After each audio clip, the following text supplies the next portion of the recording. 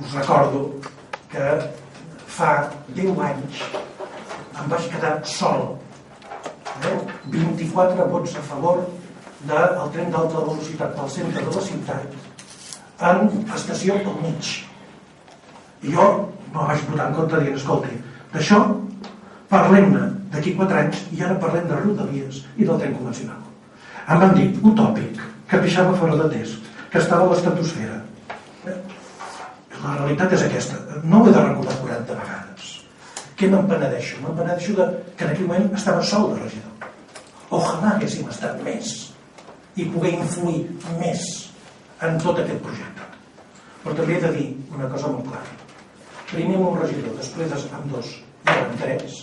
Jo penso que ningú negarà que hem influït molt més que la força electoral que tenim ara.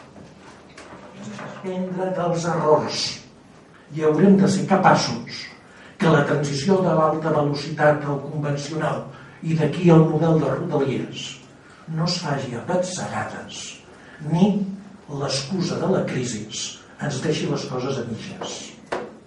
Per això cal, de Girona estant, amb conviccions profundes, generar aliances que no depenen d'altri, que no depenen d'un govern o de d'altri i, sobretot, que no depenen del futur personal d'un o altre per agradar més o agradar menys.